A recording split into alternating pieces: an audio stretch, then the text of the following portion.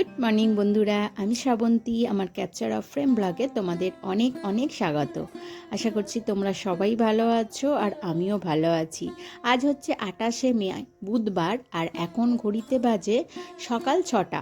তো এখন থেকে তোমাদের সাথে নিয়ে আমার ব্লগটা স্টার্ট করছি। আশা করছি তোমাদের ভালো লাগবে।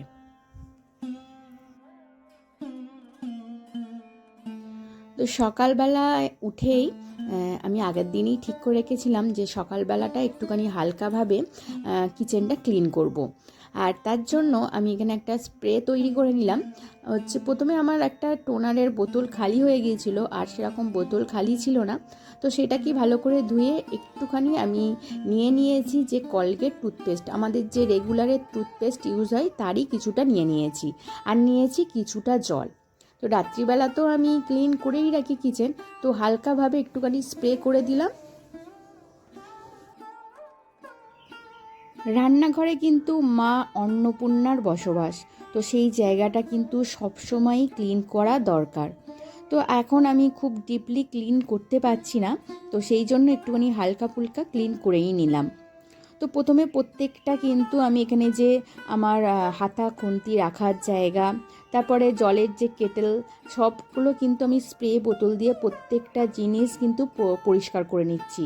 আর এই স্প্রে কিন্তু মানে খুব ডিপ ক্লিন নয়, হালকা ক্লিন করার জন্য কিন্তু এই স্প্রে কিন্তু খুব সুন্দর। স্প্রে নাই হোক, কেউ যদি এমনি বোতলেও জল দিয়ে ভরে রেখে দেয় একটুখানি, আর সেই জল নিয়েও যদি মোছে, তাতেও কিন্তু হবে। দেখতেই পাচ্ছ যে আমার কিচেনের যে ওয়ালগুলো আছে সেইগুলো মোছার পরে কিন্তু চকচকে একটা ভাব চলে আসছে।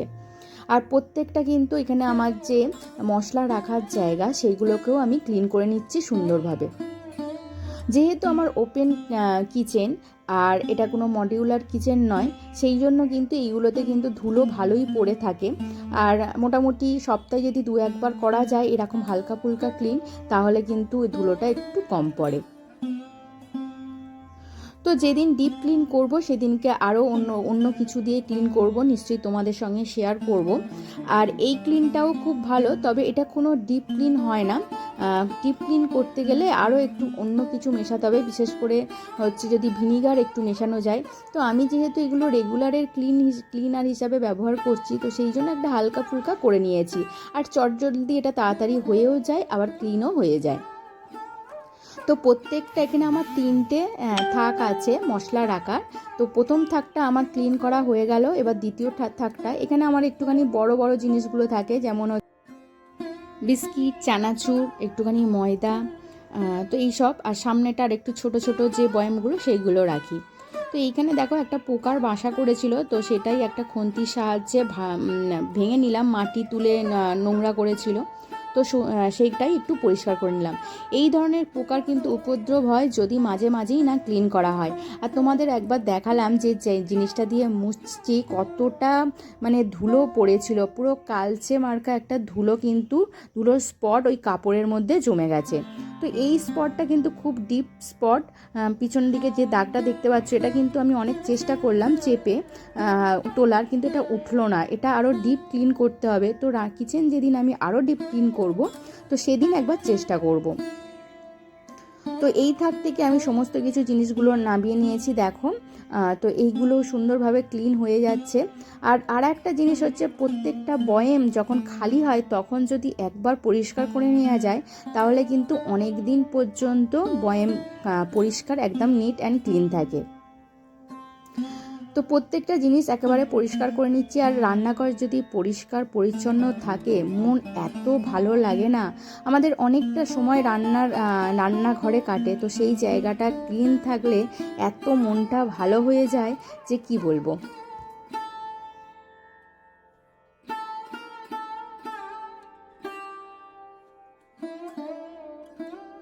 এবার পালা হচ্ছে একেবারে 3 নম্বর তাকটার, যেটা একটু উঁচুতে আছে। এটাতে দেখতেই পাচ্ছ আমাকে অনেকটা কিন্তু হাত বাড়িয়ে নামাতে হয়। আর এদিকে এই থাকটার একদিকে আমার যত খালি টিফিন বক্স রাখি, আর আর তাকগুলোর পিছন দিকে আমি একটা লম্বা করে পাথর রেখেছি, যাতে পিছনের দিকে যে মশলাদানি বা কৌটো যা কিছু রাখবো সেটা যেন একটু উঁচুতে থাকে, আর এই সামনেরগুলো একটু নিচুতে থাকে, তাহলে আমার কি আছে না আছে দেখতে পারবো আর হাত দিয়ে সহজেই কিন্তু পারতে পারবো। তো সেই জন্য এইভাবে রেখেছি। তো সামনের থাকটাই একটু নিচু আর পিছনের থাকটা হচ্ছে একটু উঁচু, এইভাবে রাখার চেষ্টা করেছি। তো মোটামুটিভাবে কিচেনটা আমি মোটামুটি গুছিয়ে নিয়েছি, আর এই ওপরের তাকটা হলেই কিন্তু আমার হয়ে যাবে। তো ভিডিওতে যত সহজে দেখা যাচ্ছে যে হয়ে গেছে, ততটা কিন্তু সহজ নয়, বেশ কিন্তু আমার অনেকটাই সময় লেগে গেছে।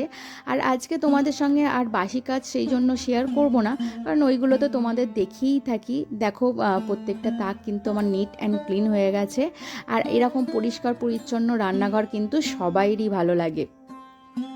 তো রান্নাঘর সবসময়ই ডিপ ক্লিন না করতে পারলেও হালকা ফুলকাভাবে মাঝে মাঝেই কিন্তু ক্লিন করা দরকার। তো এরপরে আমি যে সব বাসি কাজ ছিল সেইগুলো করে ড্রেস চেঞ্জ করে পুজো করে চলে এসেছি। তো এখন কিছু কন্টেনার খালি হয়ে গেছে, তো ওই কন্টেনারটার মধ্যে বিস্কিট গুঁড়ো ছিল, আর বিস্কিট গুঁড়োগুলো আমি ছাদে দিয়ে এলাম, কারণ হচ্ছে অনেক পাখি থাকে যারা কিন্তু খেয়ে নেবে। আর এই কন্টেনারটা দেখো একদম কিন্তু পরিষ্কার, তো সেই জন্য এটাকে আমি আর ধুলাম না, এর মধ্যে আমি বিস্কিটগুলো তুলে দিচ্ছি। তো কিছু বিস্কিট আমি চা দিয়ে খাবো বলে বার করে রাখলাম। আর আজকে না বড় মা আমাকে বেশ কিছু, মানে জেঠিমা বলি আর কি, বেশ কিছু কুমড়ো ফুল দিয়েছে। তো নিচে একটা কুমড়ো গাছ হয়েছে, তো অনেক ফুল দিচ্ছে। তো কাকিমারা জেঠিমারা কুমড়োর একদিন বড়া করেছে, আর আমাকে বলে তুইও একদিন বড়া করে খা, ভালো লাগবে, রোজ রোজ তো আর বড়া খেতে ভালো লাগে না। তো সেই জন্য আমি নিয়েছি 5-6টার মতো, মোটামুটি আমাদের দুজনের পক্ষে যথেষ্ট। আর আমার মেয়ে তো খায় না, এইসব দিলেই খায় না, নাক সিটকায় যে কি খাচ্ছি, ফুল আবার কেউ খায় নাকি। তো ওরা তো এগুলোর টেস্ট বোঝেই না, আজকালকার মেয়েরা তো একটু অন্য রকম জিনিস দেখলেই তো নাক সিটকায়, এটা আবার খায় নাকি। তো যখন করে দেবো ওকে একবার চেষ্টা করব খাওয়ানোর। আর চিংড়ি মাছটা এইটা হচ্ছে অনেক দিন আগেই, মানে প্রায় 2-3 দিন আগেই আমার স্টোর করা ছিল, তো সেই চিংড়ি মাছগুলো আমি বার করে নিচ্ছি। তো তোমাদের আমি বলেই রেখেছি একেবারে সকালবেলায় আমি ফ্রিজ বন্ধ করে রাখি, আর সেই জন্য কিন্তু দেখো মাছে কিন্তু খুব একটা বরফ নেই, হালকা ফুলকা আছে। আর মাছগুলোর মানে চিংড়ি মাছগুলোর আমি এগুলো খোসাগুলো ছাড়াইনি, কারণ যেদিন করব সেদিনই ছাড়াবো। তো এখনও বেশ কিছুটা চিংড়ি মাছ রয়ে গেল, একদিন ভাপা করব। তো আজকে চিংড়ি মাছের কি করব সেটা তো তোমাদের সঙ্গে শেয়ার করব। তো ওদিকে আমি চাটা করে নিয়েছি। তো এবার দেখো সবজিগুলো বার করে নিচ্ছি, কি কি আজকে সবজি হবে। তো এইখানে দেখো এটাকে কি বলে জানি না, ফুটি না তরুলি কি জানি না, এই সবজিটা নতুন আমি নিয়ে এসেছি, তো প্রথমবার খাবো। আমি নিয়ে এসেছি যে তা নয়, আমি কর্তামশাই বললো যে এটা একবার নাও, এটা একবার খেয়ে দেখবো কীরকম। তো নতুন জিনিস ওর ট্রাই করার ইচ্ছা হয়েছে, তো চলো। তো আমার এখানে কি কি লাগবে সমস্ত কিছু মশলাপাতি একসঙ্গে বার করে নিচ্ছি। চাটা কিন্তু অফ ক্যামেরায় আমি খেয়ে নিয়েছি, আর খেয়ে নিয়েই কাজে লেগে পড়েছি, কারণ হচ্ছে কর্তামশাই সকালে ডিউটি চলে গেছে, সকাল সকাল ডিউটি চলে যাওয়ার পরেই আমি হচ্ছে কাজে হাত লাগিয়েছি। তো কি কি লাগবে সেগুলো বার করে নিলাম, আর এখন আমি একটুখানি টিফিন করে নেব। তো মেয়ে ঘুম থেকে উঠেছে, ওর এখনও টিফিন করতে বাকি আছে, তো ওর নাকি এখন খিদে পাচ্ছে না। তো যাই হোক, ও একটু ছাদে ঘোরাঘুরি করবে, এখন ব্রাশ করতে ওর বেশ কিছুক্ষণ সময় লাগবে, আর ততক্ষণে আমি ছাতু মুড়ি খেয়ে নেব। তো অনেক দিন পর আমি একটুখানি ছাতু মুড়ি খাচ্ছি, গরমকালে 2-1বার আমি ছাতু মুড়ি খেয়ে থাকি, আর চটজলদি হয়েও যায়, আর ছাতু মুড়ি কিন্তু খুব ভালো একটা খাবার গরমের জন্য। তো প্রথমে একটুখানি ছাতুটাকে গুলে নিয়েছি, আর এর মধ্যে অল্প মুড়ি আর সামান্য স্বাদ মতো বিট লবণ দিয়ে দিয়েছি। তো এখন আমি টিফিন করে নিলাম, আর এদিকে আমি গরম জলে রসুনগুলো ভিজিয়ে দিচ্ছি। গরম জলে রসুন ভিজিয়ে দেওয়ার ফলে খুব চটজলদি রসুনের খোসাগুলো উঠে যায়। তো সেই জন্য 5 মিনিটের মতো ভিজিয়ে রাখবো, আর খোসা ছাড়াতেও খুব সুবিধা। তো এখানে দেখো প্রত্যেকটা মানে পেঁয়াজ, আদা, রসুনের খোসাগুলো আমি ছাড়িয়ে নিয়েছি। আর ছাড়িয়ে নিলে কি হবে, একেবারে কাটতে সুবিধা হবে, আর এর মধ্যে কোনো জলও থাকবে না, রান্না করতেও সুবিধা। আদার খোসাগুলো আমি রেখে দিয়েছি, এইগুলো আমি একটুখানি ড্রাই রোস্ট করে হচ্ছে চায়ের সঙ্গে খাই, অথবা এমনিও ফ্রিজে যদি আমি একটা কন্টেনারে করে রেখে দিই, যখন চা করব তখন দিয়ে দেবো, কারণ আদার খোসার কিন্তু অনেক গুণাগুণ। আর এই যে কি বলে ফুটির মতো দেখতে যে সবজিটা, সেটা কেটেছি, সেটা দেখো অনেকটা পুরো শশার মতো। তো ভিডিওটা যখন দিচ্ছি তখন তো মানে খাওয়া হয়ে গেছে, সত্যি কিন্তু খেতে ভালো হয়েছে। পেঁয়াজ দিয়ে আলু দিয়ে একটুখানি চচ্চড়ি করেছিলাম, খেতে কিন্তু দুর্দান্ত হয়েছিল, আর কর্তামশাইরও খেয়ে ভীষণ ভালো লেগেছে। তো এখানে আমি করব একটুখানি চিংড়ির মালাইকারি। তো এখানে মেয়েকে একটা ডিম সিদ্ধ দিয়ে দিলাম, ও এখন বেশি ভারী ভুরি খাবার খাবে না, তো এখন একটা ডিম সিদ্ধ খাবে। আর এখানে হচ্ছে আমি কুমড়ো ফুলগুলোকে কেটে রেখে দিয়েছি, তার সঙ্গে একটুখানি পেঁয়াজ দিয়েছি। কুমড়ো ফুলের সঙ্গে একটুখানি পেঁয়াজ দিলে কিন্তু খেতে ভালো লাগে। তো এখন হচ্ছে কুমড়ো ফুলটা ভাজবো, তার সঙ্গে করব একটুখানি চিংড়ির মালাইকারি, আর হচ্ছে একটুখানি আলু ভাতে দিয়েছি, আর ওই যে ফুটির একটুখানি আলু দিয়ে পেঁয়াজ দিয়ে চচ্চড়ি করব। এই হচ্ছে আজকের মেনু। তো চলো দেখো, কুমড়ো ফুলের বড়া করার সময় আমি কিন্তু খুব অল্প বেসন দিয়েছি আর একটু পাতলা করে দিয়েছি, এতে কিন্তু কুমড়ো ফুলের যে টেস্ট সেটা পাওয়া যাবে। দেখো একটুখানি পাতলা পাতলা হয়েছে, আর এর সঙ্গে একটুখানি পেঁয়াজ দিয়েছি, কালো জিরে দিয়েছি, তো টেস্ট কিন্তু খুব সুন্দর আসবে। মোটামুটি 5 পিস হয়েছে, ভাজতে ভাজতে আমি 1 পিস টেস্ট করেছি, দেখলাম দুর্দান্ত খেতে লাগছে। আর কর্তামশাই 2 পিস আর আমার 2 পিস যথেষ্ট। মেয়েকে বললাম 1 পিস খেয়ে দেখ না, বললো না আমি খাবো না, সব খেয়ে দেখবো না। যাই হোক, বাদ দাও, খাবে না। তো এবারে আমি কড়াইয়ের মধ্যে তেল নিয়ে নিয়েছি, এবার চিংড়ি মাছের খোসাও আমি ছাড়িয়ে রেখে দিয়েছি, আদা রসুনের পেস্ট করে নিয়েছি। তো এবার চিংড়ি মাছগুলোকে একটুখানি সর্ষের তেলের মধ্যে একটুখানি হালকা ফুলকাভাবে ভেজে নেব। মাথা আর লেজার দিকের খোসা আমি ছাড়াইনি, কারণ মাথার দিকে খোসা ছাড়ালে কিন্তু পুরো ঘিটাই বেরিয়ে যাবে, তো সেই জন্য।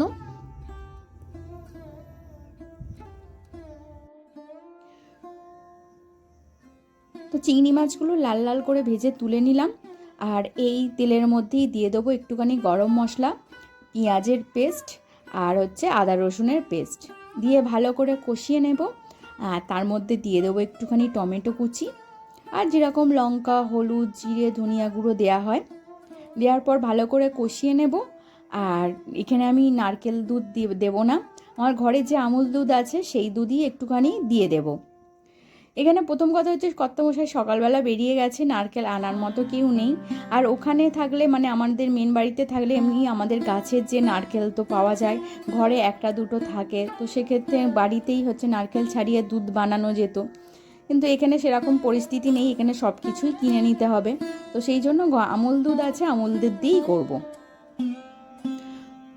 তো একটু স্বাদ মতো লবণ, চিনি, কাঁচা লঙ্কা চেরা দুটো দিয়ে দিলাম, টমেটো কুচিও দিয়ে দিয়েছি, আর এখানে যে আমুল দুধটা গুলে রেখেছিলাম সেটাও দিয়ে দিলাম।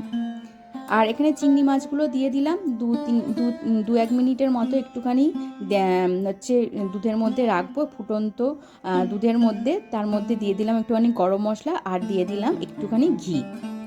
ব্যাস, এবার নামিয়ে নেব।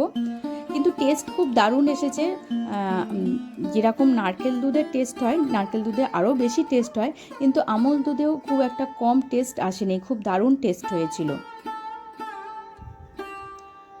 তো এখানে আমার হচ্ছে মালাইকারিটা মোটামুটি হয়ে গেছে, এবার নামিয়ে নেব। আর আগে তো কুমড়ো ফুল ভেজে রেখে দিয়েছি, আর চচ্চড়িটা আমি ওই দিকের ওভেনটাই করে নিয়েছি, আর ভাত আমি প্রেশার কুকারে করে নেব, করে নিলেই কিন্তু কমপ্লিট হয়ে যাবে। এই গরমের মধ্যে রান্না যতই তাড়াতাড়ি কমপ্লিট হবে, ততই কিন্তু আমরা একটু রেস্ট বা যাই বলো না কেন, এই গরমের থেকেও অনেকটা রেহাই পাবো।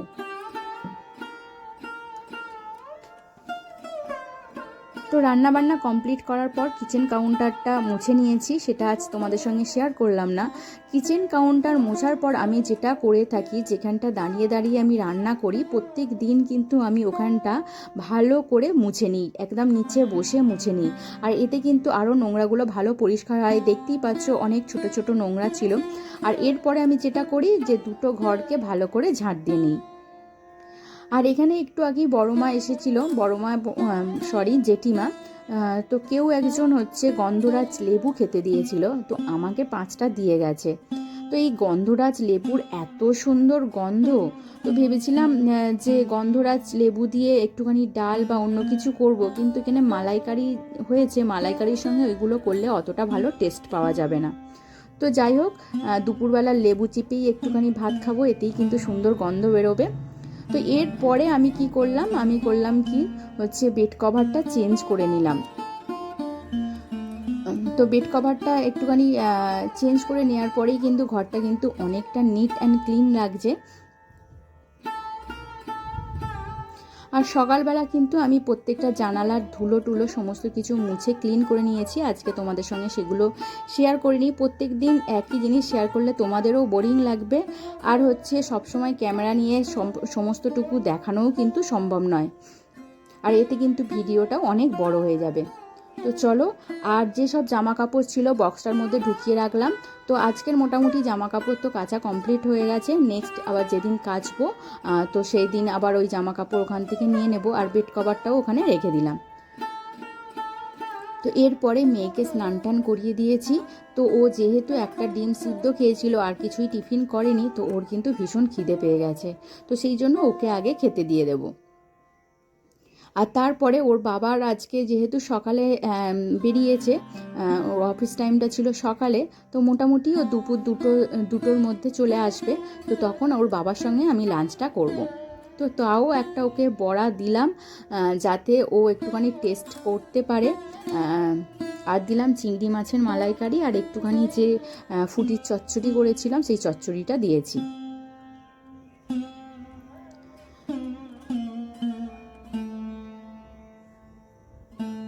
তো বন্ধুরা, তোমাদের বলে রাখি, আমার ভিডিও যদি তোমাদের ভালো লেগে থাকে তাহলে অবশ্যই একটা লাইক কমেন্ট করে দিও, আর আমার চ্যানেলে যদি নতুন বন্ধু হয়ে থাকো তাহলে অবশ্যই একটা সাবস্ক্রাইব করে দিও। আর যেসব বন্ধুরা সাবস্ক্রাইব করে আমার পাশে আছো তাদেরকে জানাই অসংখ্য অসংখ্য ধন্যবাদ। তো একটুখানি লেবু কেটে রেখে দিয়েছি, আর একটা কিছুক্ষণ ওর ভাত খাওয়ার পরে ওকে একটা আপেল কেটে দিচ্ছি। আর আপেলের খোসা শুদ্ধ খাওয়া ভীষণ উপকার, কিন্তু আমার মেয়ে খোসা শুদ্ধ আপেল একেবারেই খেতে পারে না, কারণ ওর তেতো বলে মনে হয়। আর এইটা বেশ অনেক দিনই আপেলটা নিয়ে এসেছি, আমি ভুলেই গিয়েছিলাম যে আপেলটা কিনে এনেছি। তো আপেলটার ভেতরটা দেখলাম একটুখানি খারাপ, তো সেগুলো বাদ দিয়েই ওকে কেটে দিলাম। আর আপেলটা মোটামুটি ওকে একটুখানি বিট লবণ দিয়ে দিতে হয়, বিট লবণ দিয়েও সুন্দর খেয়ে নেয়। তো চেষ্টা করি ওকে সবসময় মরশুমি একটা করে ফল খাওয়ানোর। মোটামুটি আমটা খেতে আমার মেয়ে খুব একটা পছন্দ করে না, লিচুটা খায় মোটামুটি, তাই খুব যে পছন্দ করে তা নয়। আবার জামরুলটা খেতে বিট লবণ দিয়েও ভীষণ পছন্দ করে। তো যাই হোক, ওকে ওদিকে ফলটা কেটে দিলাম। আর এরপরে কর্তামশাই চলে এসেছিলো, তো আমাদের একটুখানি কাঁচা লঙ্কা দিয়ে আলুটাকে মাখিয়েছিলাম, আর তার সঙ্গে চচ্চড়ি, আর হচ্ছে ফুলের বড়া, আর হচ্ছে মালাইকারি। এই হচ্ছে দুপুরের লাঞ্চ। আর বিকালবেলা বানাবো একটুখানি ফিশ বল, তার জন্য রুই মাছ অনেকটা পড়েছিল, কেউ খেতে চাইছিল না, সিদ্ধ করে রেখে দিয়েছিলাম। তার সঙ্গে আলু সিদ্ধ, পেঁয়াজ আদা রসুন ভেজে মাখানো, তার মধ্যে লঙ্কা হলুদ জিরে ধনিয়া সমস্ত কিছু, একটু চাট মশলা কাঁচা লঙ্কা কুচি দিয়ে মাখিয়ে নিয়েছি। আর এখানে একটা বিস্কুট গুঁড়ো নিয়ে নিয়েছি, আর একটা ডিমটাকে ফাটিয়ে গুলিয়ে নিয়েছি, একদিকে ডিমের গোলায় চুপিয়ে আর হচ্ছে বিস্কুট গুঁড়োর মধ্যে মিশিয়ে ভেজে নিচ্ছি। তো 10-12টার মতো হয়েছিল, তো মানে কড়া থেকে তুলতেই সবাই খেয়ে নিচ্ছে, আর মানে প্লেটে সাজিয়ে দেওয়া হয়নি। তো বন্ধুরা, আজকের ভিডিও এই পর্যন্ত, টাটা।